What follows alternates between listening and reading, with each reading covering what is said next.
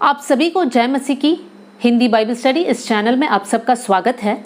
आज हम पुराने नियम से एक किताब योना का किताब पर हम स्टडी करेंगे और साथ में योना के जीवन से हम क्या सीख सकते हैं उन विषयों पर भी हम ध्यान देंगे।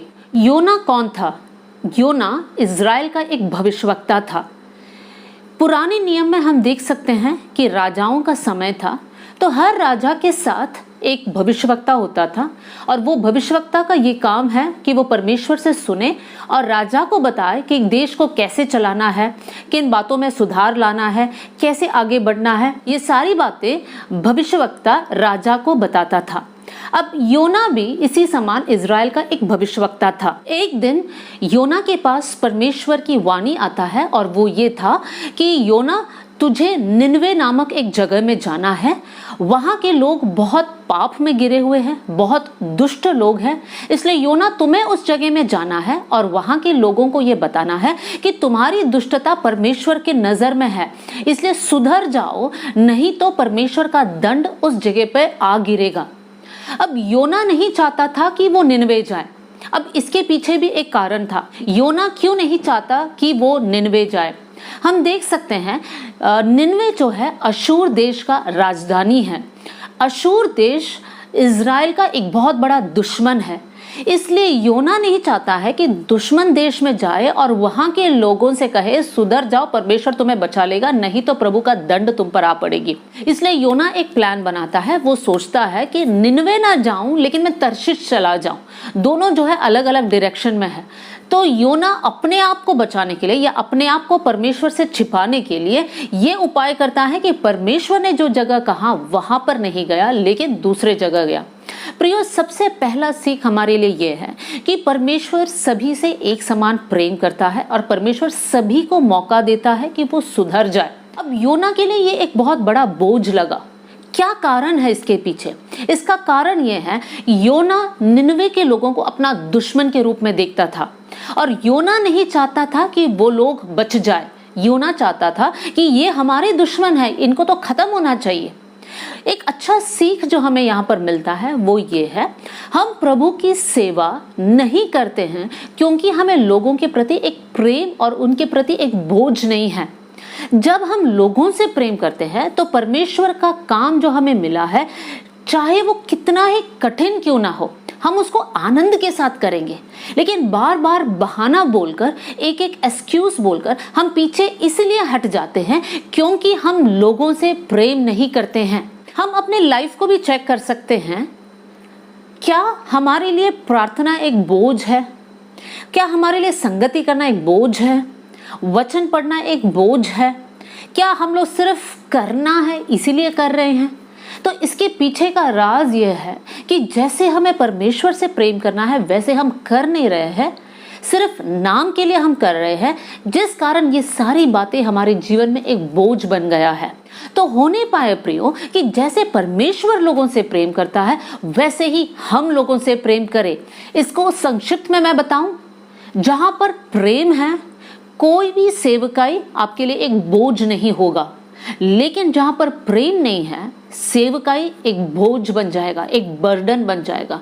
अब योना उस जहाज में बैठकर तर्शीश की ओर जा रहा है, लेकिन थोड़ी देर में समुद्र में एक बहुत बड़ी आंधी उठी। अब जितने लोग उस जहाज में थे सभी लोग अपने देवताओं से प्रार्थना करने लगा, लेकिन योना क्या करने लगा? योना वहां पर सो गया।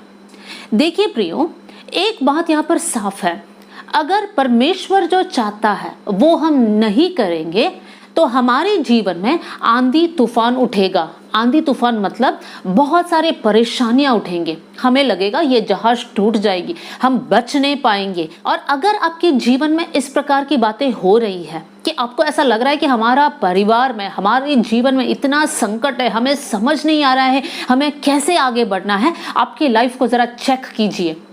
आपने परमेश्वर की आज्ञा से क्या दूर भागा है? परमेश्वर के नियम को तोड़कर अपनी मर्जी से चला है? तो इसलिए परमेश्वर आपके जीवन में आंधी तूफान को भेजता है।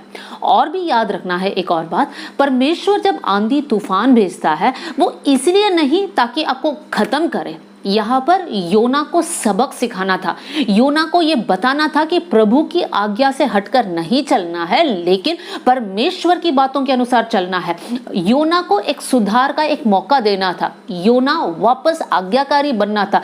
इसलिए ये आंधी और तूफान योना के जीवन में आया। तो प्रियो, हमारे जीवन की परेशानियां भी हमें सुधारने के लिए है, हमें खत्म करने के लिए नहीं है। प्रियो, अगर आप परमेश्वर के नाम को बुलाते हैं तो याद रखिए, हर परेशानी के पीछे एक मकसद है। और जब आप परेशानी से होकर जाते हैं तो प्रभु से कहे, प्रभु आपकी विधियों को सीखने के लिए, आपके नियम को सीखने के लिए, समझने के लिए, उसके अनुसार जीने के लिए प्रभु आप हमें मदद करना। योना का किताब उसका पहला अध्याय और 7वीं आयत से लेकर 10वीं आयत तक हम देख सकते हैं। उस जहाज में जितने लोग थे सब परेशान थे, सब डरे हुए थे, क्योंकि ये आंधी इतना स्ट्रांग था। तब वहां के लोगों ने आपस में डिसाइड किया, चलो हम ढूंढते हैं कि किसके कारण ये परेशानी इस जहाज में आया है। उन लोगों ने चिट्ठी डाला और सबका नाम लिख कर चिट्ठी डाला और उसमें से एक नाम लिया। तब योना का नाम निकला। अब योना से पूछताछ होने लगा कि योना, तुमने ऐसा कौन सा काम किया है कि यहाँ पर इतनी बड़ी परेशानी हमारे साथ हो रहा है। तब योना ने उनको सब कुछ सच सच कह दिया कि मैं जीवते परमेश्वर की आराधना करता हूँ, लेकिन परमेश्वर से भागकर मैं यहाँ पर आया हूँ।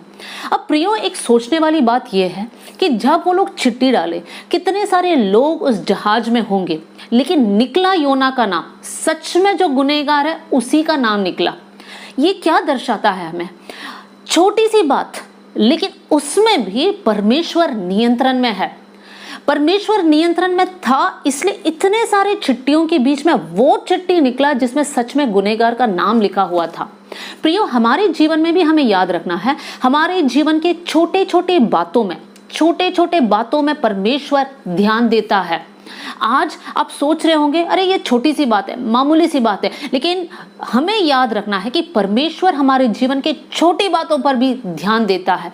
तो कुछ भी परमेश्वर के खिलाफ ना करे और परमेश्वर को पूछे बिना अपने जीवन में कुछ ना करे, क्योंकि परमेश्वर आपके जीवन के विषय पर ध्यान रखता है। देखिए प्रियो, हम यहाँ पर देख सकते हैं कि योना एक इंसान ने गलत काम किया, लेकिन सजा वो जहाज के सारे लोग भुगत रहे हैं। एक जन की गलती और बाकी के सारे लोग सफर कर रहे हैं, मतलब दुख उठा रहे हैं। आपके जीवन में भी, आपके परिवार में हो सकता है आप एक जन गलत काम में फंसे हुए हैं, जिस कारण आपके परिवार भी जो है उसका दुख उठा रहे हैं। हो सकता है एक घर में, एक परिवार में एक हस्बैंड बहुत ड्रंकर्ड है या पियक्कड़ है, उसके पीने की आदत के कारण परिवार के बाकी के लोग भी दुख उठा रहे हैं। पैसे की कमी, कर्ज में चला जाना, लड़ाई झगड़े घर में होना। तो हमेशा याद रखना, हमारे जीवन की गलती जो है हमारे परिवार वालों को दुख में डालेगा। तो याद रखिए, अगर आज आपके परिवार में आपने प्रार्थना का एक पहल नहीं लिया है तो आपके कारण आपके परिवार का आशीष रुक जाएगा। अगर आपके जीवन में बाइबल पढ़ने का आदत नहीं है तो ये देखकर आपके बच्चों का जीवन असर हो रहा है, क्योंकि वो लोग भी बाइबल नहीं पढ़ेंगे, क्योंकि वो लोग यही देख रहे हैं कि माता पिता क्या कर रहे हैं। तो प्रियो, हमारा घमंड, हमारी अनाज्ञाकारिता, हमारा जो लापरवाही है, ये सारी बातें परमेश्वर की आशीष जो हमारे परिवार में आना है उसको रोकता है। तो क्यों ना हम अच्छे जीवन जिए, पवित्रताई के साथ जिए, अपने आप को सुधारे और आगे बढ़े। जीवन से और भी बातें हम सीख सकते हैं। वो जहाज में जब चिट्ठी योना के नाम पर आया, जब लोगों ने योना से पूछा तुमने क्या किया, तब योना क्या कहता है, बहुत इंटरेस्टिंग बात है जो योना अपने मुंह से बताता है, और वो है पहले अध्याय का 9वीं आयत, जहां पर लिखा है, उसने उनसे कहा, मैं इब्री हूं और स्वर्ग का परमेश्वर यहोवा जिसने जल स्थल दोनों को बनाया है उसी का भय मानता हूं। कितनी बड़ी बात योना ने कह दिया यहाँ पर। वो कहता है कि मैं जीविते परमेश्वर को मानता हूं जिसने भूमि को बनाया, पानी को बनाया, पूरे पृथ्वी को बनाया, मैं उसका भय मानता हूं। लेकिन साथ में कर क्या रहा है? परमेश्वर से भाग रहा है।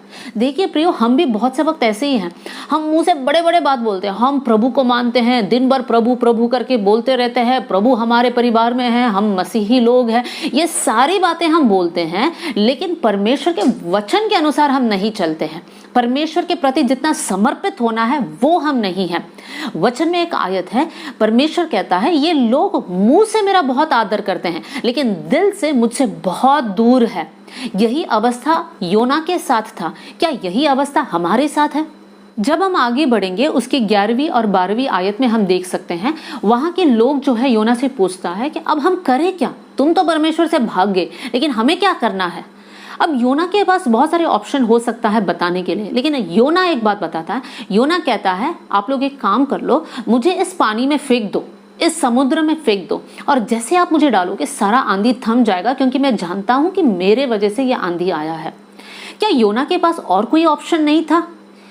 मैं सोचती हूँ इस प्रकार, योना चाहता तो मन फिराकर प्रार्थना कर लेता कि परमेश्वर मैंने गलत काम किया है, प्रभु मुझे एक और मौका दे, मैं सुधर जाऊंगा। लेकिन योना यहाँ पे मन नहीं फिराता है। योना क्या करता है? योना ढीठ बनता है। योना कहता है या योना सोचता है मैं तो सुसाइड कर लूंगा, आत्महत्या कर लूंगा, तब जो है यहाँ बाकी के लोग तो शांति से सफर कर पाए।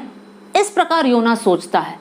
इतना ढीठ कैसे हो सकता है एक इंसान, खास कर वो इंसान जो एक भविष्यवक्ता है, मतलब प्रभु के चुने हुए हैं, परमेश्वर की बातों को वो सुनता है, फिर भी वो ढीठ है।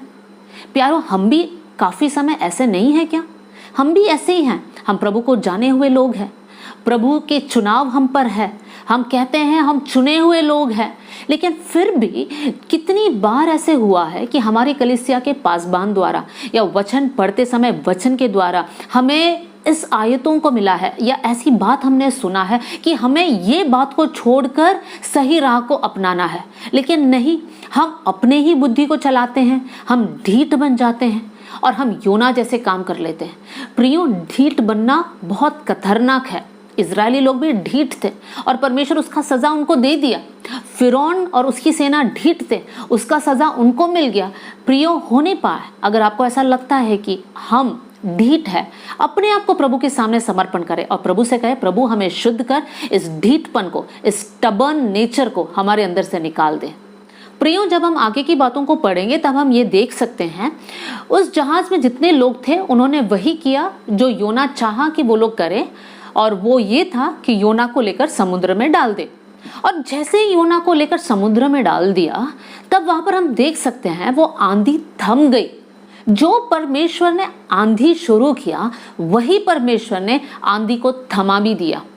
आपके जीवन में जो परेशानी उठी है, उसी परेशानी को परमेश्वर ही है जो उसको थमा भी सकता है, और वो तब होगा जब हम गलती को लेकर हमारे अंदर से निकाल देंगे। अब योना उनके बीच में एक गलत इंसान था, उसको हटाते ही वहां पर आंधी थम गया। लेकिन परमेश्वर योना के साथ काम करना खत्म नहीं करता है।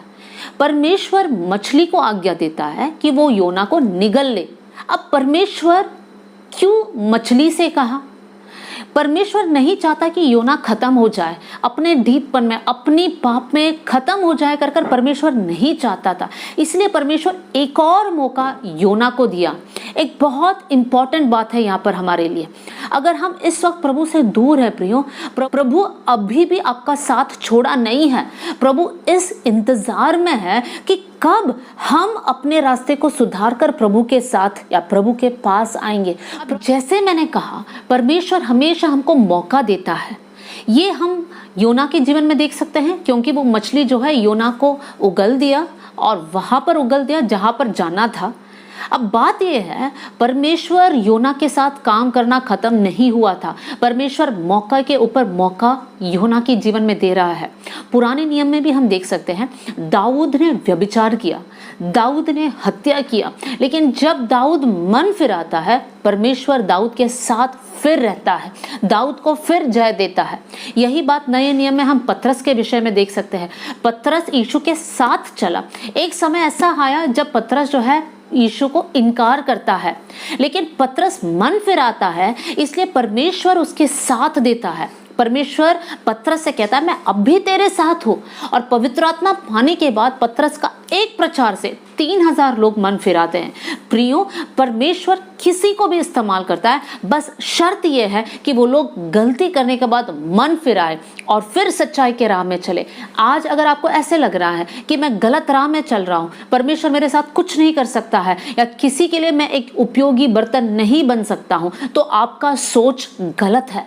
प्रभु इंतजार में है, माफी मांग लीजिए, उस गलत काम से बाहर निकले। प्रभु आपको इस्तेमाल करेगा, और ऐसे इस्तेमाल करेगा जो आप सोच भी नहीं सकते हैं। प्रभु हम सबसे बहुत प्रेम करता है। मुझे सुनने वाले प्रिय भाई और बहन, इस बात को अपने अंदर डालिए, प्रभु आपसे बहुत प्रेम करता है, अब भी चाहता है प्रभु आपको इस्तेमाल करे। बस परमेश्वर के पास आकर अपने जीवन को सुधारे और प्रभु से कहे, प्रभु ये जीवन आपने दिया है, आपका है, आपकी महिमा के लिए आप इस्तेमाल कीजिए। जैसे ही आप कहेंगे प्रभु आपको इस्तेमाल करेगा। एक और बात हम यहाँ पर देख सकते हैं, परमेश्वर ने मछली से कहा और मछली ने उस बात को सुन लिया। मछली ने योना को निगल लिया। 3 दिन तक योना उस मछली के पेट में रहा, फिर उस मछली ने योना को बाहर उगल दिया। प्रियो, एक बात हम यहाँ पे देख सकते हैं कि परमेश्वर सारे बातों के ऊपर नियंत्रण को रखता है, चाहे वो समुद्र के अंदर के मछली हो, चाहे वो जानवर हो, उड़ने वाले पक्षी हो, पर्वत हो, कुछ भी हो। परमेश्वर जो कहता है वही वो लोग करते हैं। तो परमेश्वर सर्वशक्तिमान है, अपने जीवन का नियंत्रण भी परमेश्वर के हाथ में हमें देना है। फिर हम देख सकते हैं योना निनवे जाता है, प्रचार करता है, फिर हम देखते हैं वहां के लोग मन फिराते हैं। फिर योना प्रभु से नाराज है। क्यों? क्योंकि योना बस अपना काम किया और योना नहीं चाहता था कि वहां के लोग मन फिराए, प्रभु उनको बचाए। योना ये मन में अभी भी रखा हुआ है कि परमेश्वर उन लोगों को नाश करे, और योना अब प्रभु से नाराज है। देखिए प्रियो, हम जैसे चाहते हैं वैसे परमेश्वर कभी भी काम नहीं करेगा। हमें परमेश्वर के साथ साथ चलना है। हमारी प्रार्थना ये होना चाहिए, प्रभु मेरी इच्छा नहीं, प्रभु आपकी इच्छा मेरे जीवन में पूरी हो जाए। चाहे आपकी इच्छा मेरे सोच के विपरीत क्यों ना हो, लेकिन फिर भी प्रभु आप जो चाहता है मेरे जीवन में हो जाए।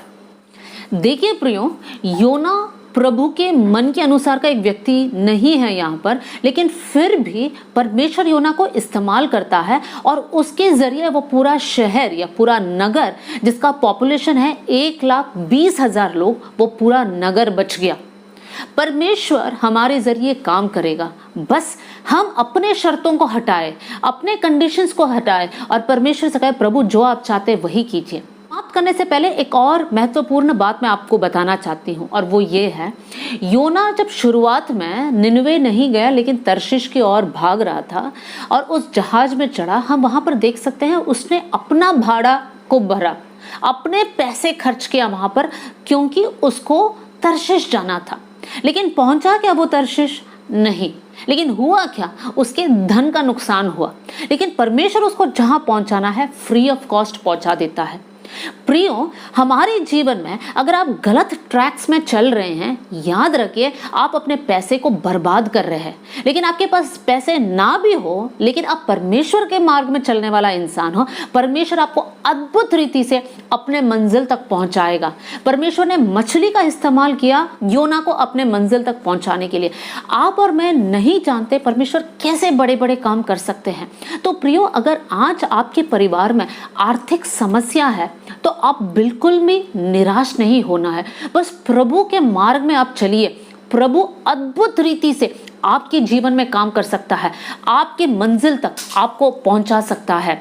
प्रभु से मेरी यही प्रार्थना है कि हम सब जो है योना के जीवन में जो गलती हुई उसको देखकर हम सीखें और दोबारा हमारे जीवन में हम वही बात को ना करें। प्रभु आप सबको बहुत आशीष दे। आमीन।